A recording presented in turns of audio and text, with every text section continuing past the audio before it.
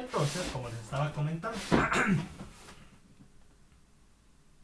una vez que nosotros sustituimos la masa por la masa reducida, de la misma forma en la cual lo hicimos en la ecuación de Rödinger, dado que estamos utilizando tal concepto para para el estudio del átomo con un solo electrón, cuando nosotros analizamos cómo actúa la teoría de Rödinger, en este caso del átomo con un solo electrón, podemos confirmar que por radio hemos obtenido A0, el cual es la magnitud que aplica para el radio de la órbita más pequeña de un átomo de Bohr, con lo que se confirma que el átomo ajustará su tamaño de tal forma que posea el mínimo tamaño posible.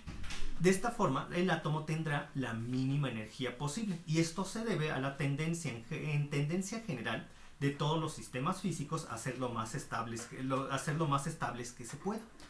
Entonces, el átomo poseerá su mínima energía, con lo cual tendrá su mínimo tamaño, y de esta forma será lo más estable que puede ser.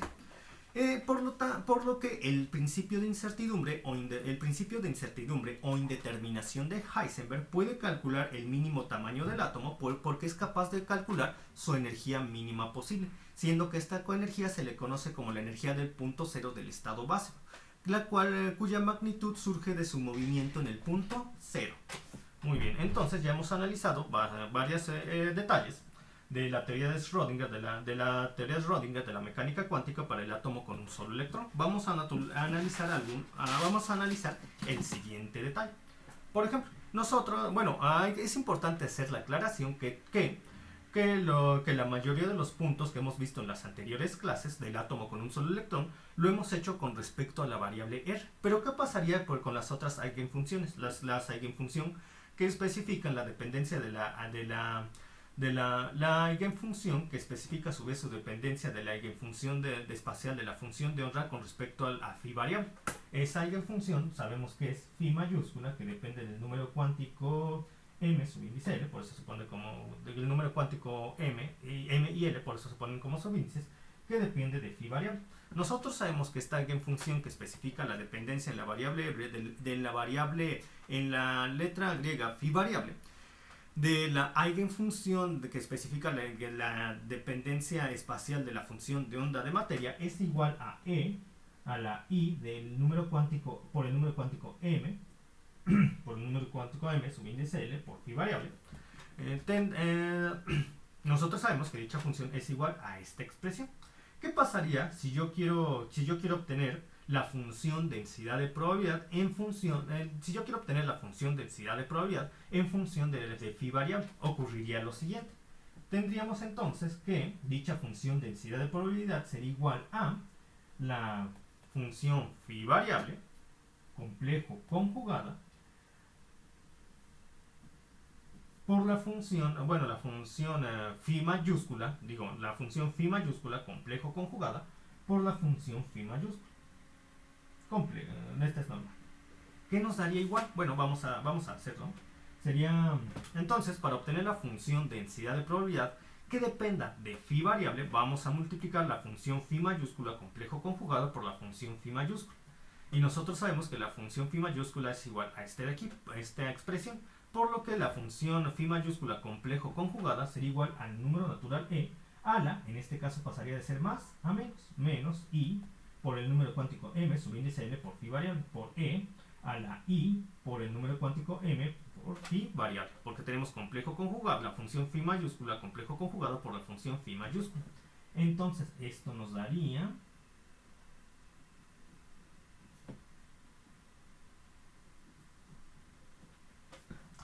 tenemos el número natural e elevado a la menos i por el número cuántico ml por phi variable, por el número natural e elevado a la i por el número cuántico m por el phi variable me daría e a la 0.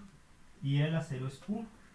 Entonces, cuando nosotros analizamos la función densidad de probabilidad que depende de phi variable, en sí esto no va a afectar para nada en el resultado final, al menos no en la forma en la cual nosotros la estamos estudiando. Porque va a haber ocasiones que bajo ciertas condiciones esto ya no va a ser igual a 1, pero esos casos resultan mucho más complejos y no se suelen ver en los cursos universitarios de mecánica cuántica debido a su complejidad.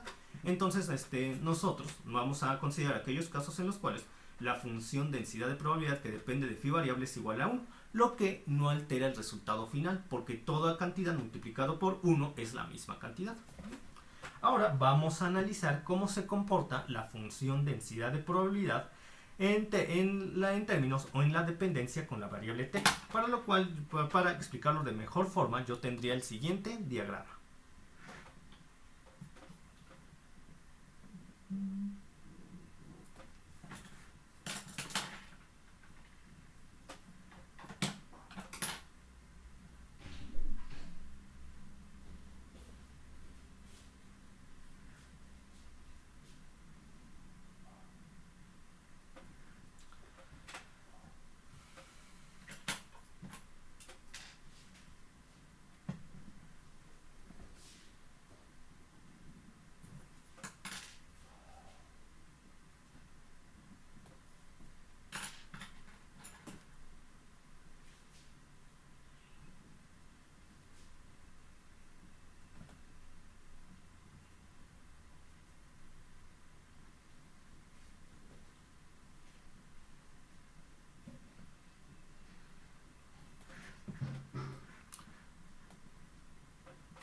Entonces aquí tenemos el eje Z. La función densidad de probabilidad que depende de la variable θ está, como se puede ver aquí. Para explicarlo tendríamos aquí el ángulo θ. Entonces, a medida que nosotros, y tenemos los siguientes, estas siguientes circunferencias que nos van a permitir ejemplificar cómo se comportaría la función densidad de probabilidad que depende de la variable θ. Así, por ejemplo, hagan de cuenta que yo tengo el ángulo θ medido de esta posición a esta posición. Entonces, la función densidad de probabilidad dependería en magnitud a la magnitud de la distancia que va de este punto a este punto. Es por eso que yo he especificado que la magnitud que va de este punto a este punto sería igual a la función densidad de probabilidad que depende de la variable θ. Pero ¿qué pasaría si de repente yo no quiero considerar el ángulo θ que va de aquí a acá? Lo quiero considerar el que va de aquí a acá. De aquí a acá.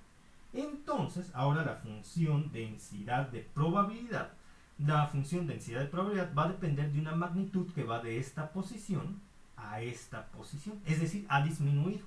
¿O qué pasaría si yo midiera ahora el ángulo de θ de aquí hasta acá?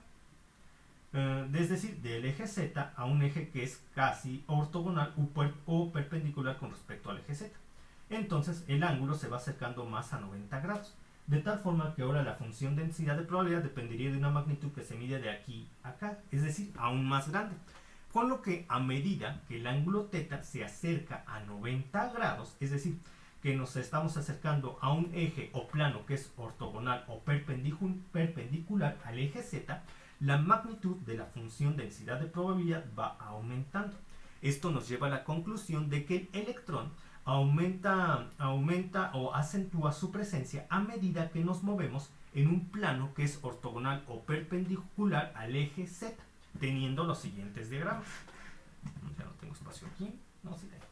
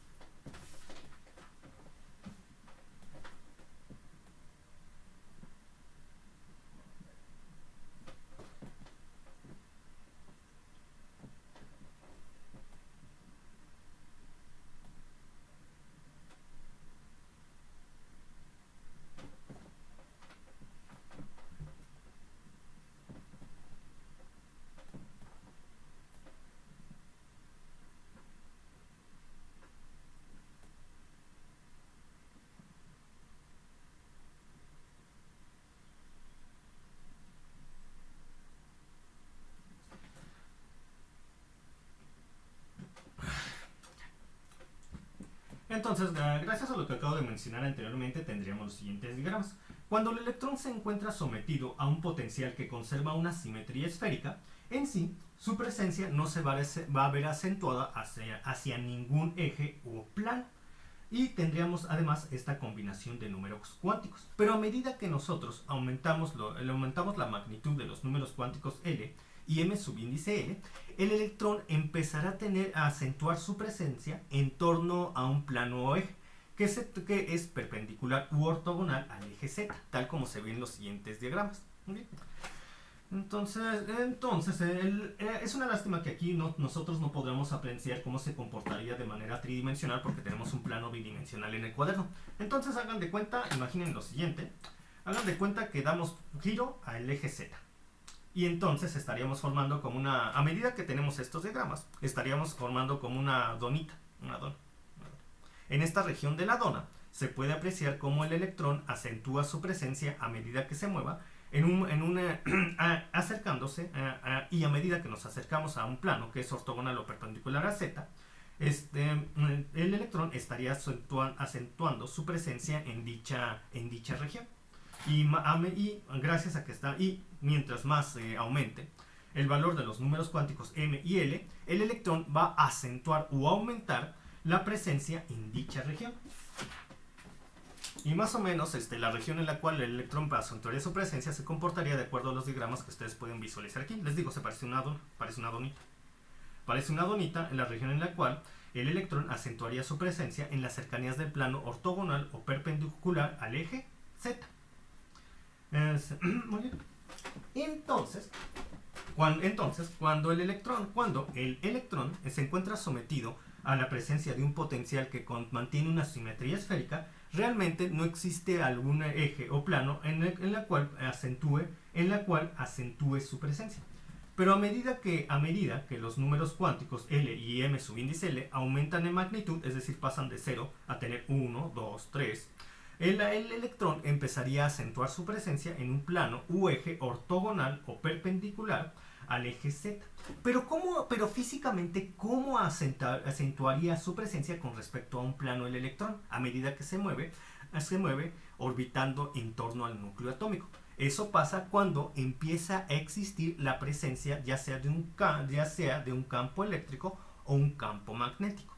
En ese caso, el campo eléctrico o magnético afectaría el comportamiento del electrón de tal forma que tendríamos diagramas como estos, donde si se dan cuenta, los circulitos se van achatando en torno a un eje o plano. Es decir, la presencia del electrón en torno a ese eje o plano en las cercanías de ese eje o plano va aumentando. De tal forma que para poder representar el movimiento del electrón en el plano tridimensional nos conviene tomar las coordenadas cilíndricas. ¿Y por qué las coordenadas cilíndricas? Porque en las coordenadas cilíndricas existe un eje de referencia, que suele ser el eje Z. Entonces, nosotros escogemos al eje Z como aquel eje de referencia en torno al cual medimos la posición del electrón. Porque sabemos, como ya lo he dicho en varias ocasiones, que el electrón va a empezar a acentuar su presencia en un plano que es ortogonal al eje Z, conservando una rotación con simetría axial. Es decir, que el ángulo va a estar rotando de manera simétrica en torno a un eje y se escoge el eje Z porque ese es el eje de referencia para las coordenadas cilíndricas que nos van a permitir estudiar al electrón bajo estas condiciones. También los matemáticos de la mecánica cuántica, siguiendo todas estas ideas, los matemáticos de la mecánica cuántica nos han definido las siguientes magnitudes o cantidades.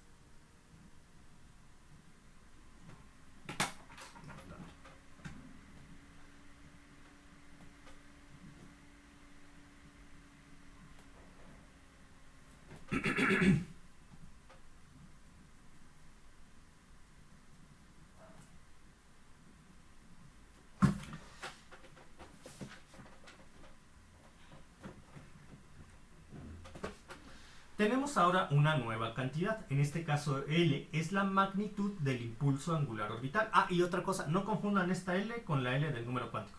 Por eso la L del número cuántico que está dentro de la raíz cuadrada he decidido hacerla de una forma más curveadita. Y la L que resulta de la magnitud del impulso angular orbital del electrón, lo he hecho con una L más cuadrada, para poderlos distinguir. Entonces tenemos la magnitud del impulso angular orbital, que es igual a la raíz cuadrada del número cuántico L por L más 1 por la h bar. Y tenemos la componente en z del impulso angular orbital del electrón, L subíndice z, que es igual al número cuántico m subíndice L por la h bar. Entonces los matemáticos de la mecánica cuántica nos definieron estas cantidades o magnitudes. Pero ¿cómo se comportarían en el plano? ¿Qué pasaría si yo tengo que el número cuántico m subíndice L es igual a 0? Como lo puede ser para algunos de nuestros casos.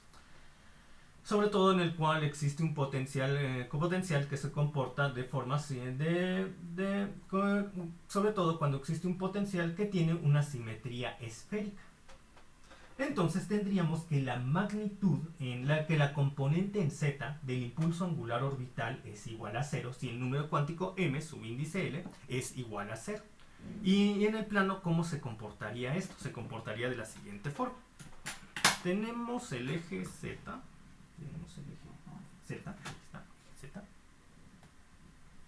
Tenemos el eje z. Entonces tenemos aquí.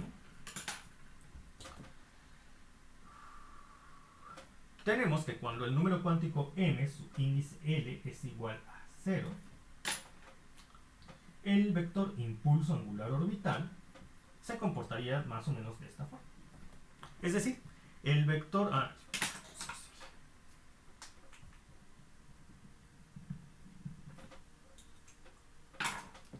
Es decir, el impulso angular orbital del electrón se comportaría de tal forma que se acerca muchísimo a un eje o plano que es ortogonal o perpendicular al eje z, de tal forma que su proyección en z sería casi o totalmente nula, cuando el número cuántico m subíndice L es igual a 0.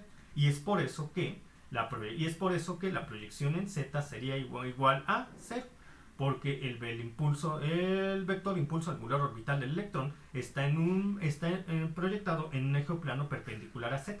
Pero ¿qué pasaría si el número cuántico m y L, por lo tanto el número cuántico L, empiezan a tener valores muy superiores a 0? Pasaría lo siguiente.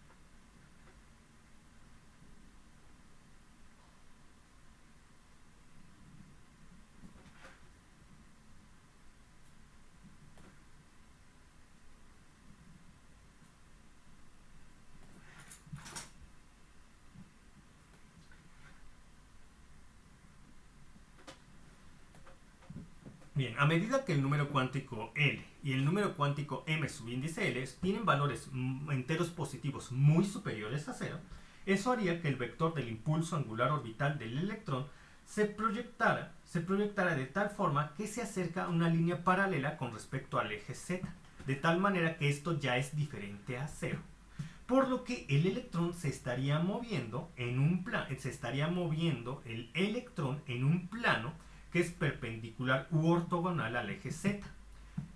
Y aquí se puede apreciar la posición del electrón denotado por el vector r y el impulso lineal del electrón denotado por el vector p, siendo que bajo la condición en la cual el número cuántico L y el número cuántico m subíndice L tienen valores enteros positivos muy superiores a 0, haría que el vector posición del electrón y el vector impulso lineal existieran en un eje o plano perpendicular al eje z, donde el impulso angular orbital, que no confundir con el impulso lineal, con el impulso angular orbital del electrón, estaría existiendo sobre una línea que sería paralela al eje z, de tal forma que en efecto tenemos aquí un valor de la componente en z del impulso angular orbital del electrón.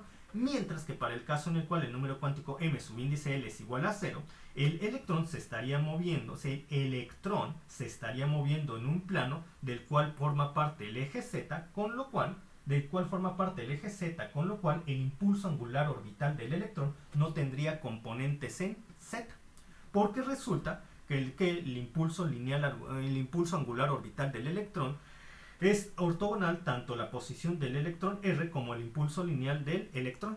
Y esto se puede ejemplificar claramente por la expresión que nos permite obtener el impulso angular orbital del electrón, que es igual a... El impulso angular orbital del electrón es igual al producto cruz del vector que nos permite saber la posición del electrón, producto cruz del impulso lineal del electrón. Es por eso que el impulso angular orbital del electrón es ortogonal tanto a la posición tanto al vector que nos permite definir la posición sobre un plano del electrón, como al vector que nos permite definir el impulso lineal del electrón, tal como se ejemplifica en el diagrama, donde cuando tenemos el número cuántico m subíndice L igual a 0, el electrón estaría orbitando en un plano que incluye al eje Z y por lo tanto el impulso angular orbital del electrón es ortogonal tanto a dicho plano y por lo tanto al eje Z que estaría incluido dentro de dicho plano. Sin embargo, cuando ML es diferente a 0 y tiene valores muy superiores a 0 como 1, 2, 3, 4 y 5, el electrón se mueve en un plano que es ortogonal al eje Z y por lo tanto el electrón se mueve en un plano que es ortogonal al eje Z y por lo tanto su impulso angular orbital coincidiría con el eje C, o se acercaría mucho a proyectarse sobre el eje Z. Y esa es la razón. Y todo eso se fundamenta en el hecho de que el vector impulso angular orbital del electrón es igual al producto cruz de su posición por su impulso lineal. Y nosotros sabemos que este producto cruz genera un vector que es ortogonal a este y a este, tal como se ve en ambos diagramas. Entonces tenemos que el vector posición del electrón, aunque nos permite definir la posición del electrón en un plano en particular, sería igual a lo siguiente: a su proyección en X por Y vector unitario, a su proyección en Y por J vector unitario, a su proyección en Z por K vector unitario. Mientras que el vector impulso lineal del electrón es igual a su proyección en Y por Y vector unitario, a su proyección en X por Y vector unitario, a su proyección en Y por J vector unitario, a su proyección en Z por K vector unitario. Y yo puedo llevar a cabo el producto cruz que estoy definiendo en esta posición, de tal forma que el vector impulso angular orbital del electrón es igual al producto cruz del vector posición por el vector impulso lineal, es igual a y J. Y como yo definí primero, recuerden que cuando tenemos un producto cruz, el orden de los factores sí altera el producto. Entonces tengo que poder escribir primero aquí las componentes en I, J, K del vector que nos permite definir la posición del electrón a medida que se mueve en un plano. Entonces tenemos R de E, proyección en X, proyección de la posición en Y, proyección de la posición en Z. Mientras que aquí vamos a escribir la proyección en X, Y en Z del impulso lineal. O sea, proyección en X, proyección en Y, proyección en Z. Tendría lo siguiente. Entonces vamos a hacer la multiplicación.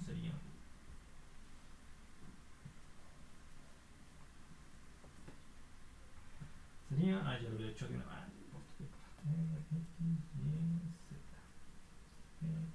X, Y, Z. Tendría este por este menos este por este por Y. Sería R, Y por Z por Y. Ahora tendría este por este menos este por este por menos J. Recuerden que aquí es más, menos, más, por eso es por menos J. Este por este menos este por este por menos J. Menos J por RX Z menos PNX por RZ. Ahora no tengo espacio aquí, continúo aquí abajo. Más K, vector unitario, por este menos este por este. Está.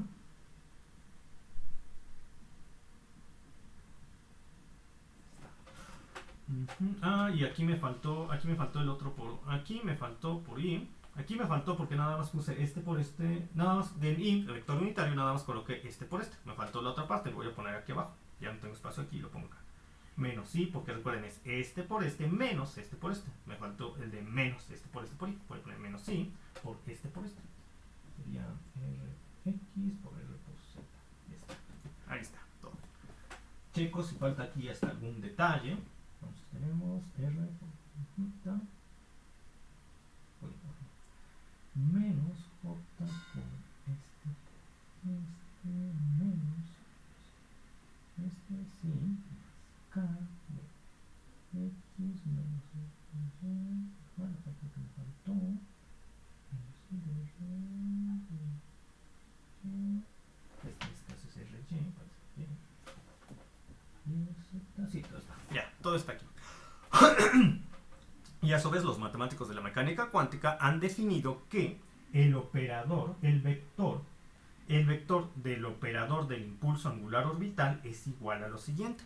Sería menos i por la h barra por el vector posición producto cruz por el operador nave. Vamos a hacer esa operación. Tendría lo siguiente. Sería entonces menos i por la h barra por producto cruz. Ahora sí, tendrían IJK.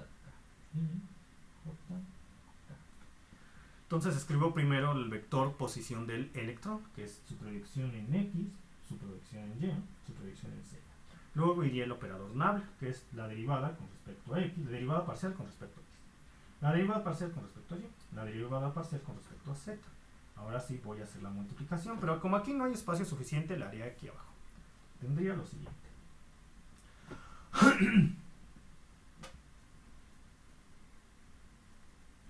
Entonces tendría menos i por la h barra por menos i por la h barra por i vector unitario. Menos i. Para la primera tendría para la primera que multiplica a i vector unitario tendría menos i por la h barra por i vector unitario, que va a multiplicar a este por este menos este por este. Me da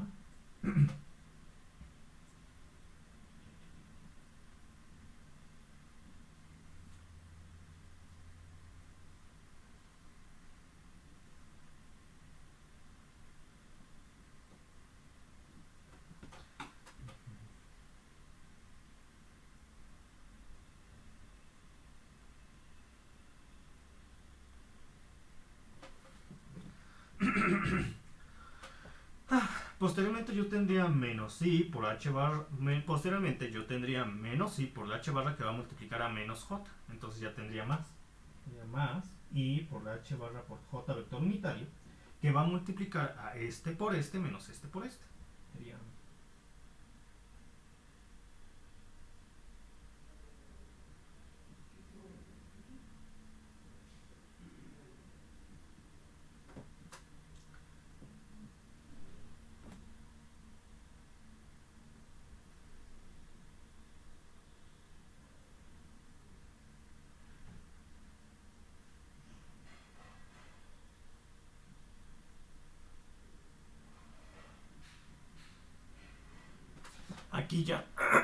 aquí ya no tengo espacio, continúo aquí abajo.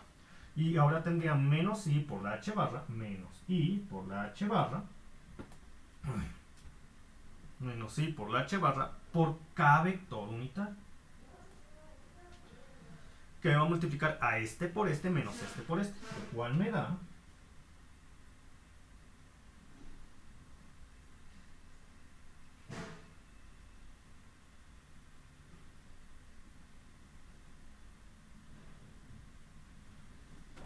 ya está. Pero además los matemáticos de la mecánica cuántica, y si se dan cuenta, esto me daría, todo lo que acabo de obtener me daría lo siguiente. El operador del impulso angular orbital del electrón en X, o la componente en X del operador del impulso angular orbital del electrón, que nos dio, si se dan cuenta, nos dio menos i por la h barra menos i por la h barra. ¿Por qué? Y ya no coloco yo J vector unitario, ya no coloco I vector unitario porque en sí estoy especificando que en efecto estoy escribiendo la componente en X del operador del impulso angular orbital. Ya no, yo por lo que ya no escribiría I vector unitario, y escribiría directamente esta parte de aquí. Y entonces lo voy a escribir acá, lo voy a escribir acá, me da componente en Y de su posición, por la derivada parcial con respecto a Z, por la derivada parcial con respecto a Z, menos componente en Z de su posición, menos componente en Z de su posición, por la derivada parcial con respecto a, de ser Y, sí, con respecto a Y. Ahora vamos a escribir la componente Y del operador del impulso angular orbital del electrón, que es L, O y Y. Esa ¿cuánto nos dio?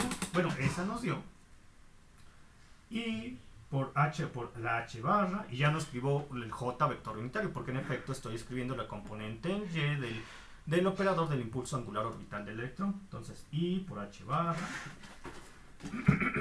I por la H barra, por la componente en X de la posición del electrón,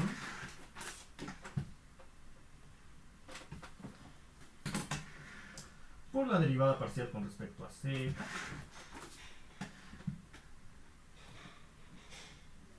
menos componente en Z de la posición del electrón, por la derivada parcial con respecto a X,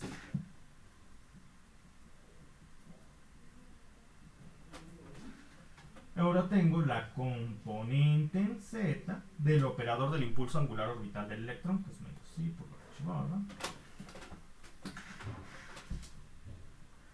Y sería componente en X de la posición del electrón,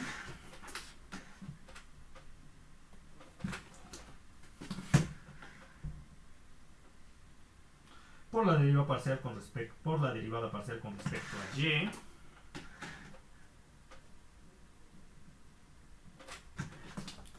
por la componente en Y de la posición del electrón,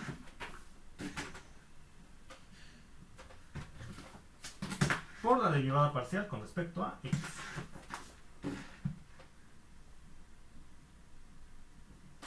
Y por el momento sería todo. En la próxima clase vamos a ver que estas componentes se pueden dejar de escribirse en términos de las coordenadas rectangulares X, Y y Z para pasar a escribirse en términos de las coordenadas esféricas R, ángulo θ y ángulo phi variable. Entonces lo dejo hasta aquí. Que tengan un buen fin de semana. Hasta pronto. Nos vemos. Se cuidan. Hasta luego. Adiós.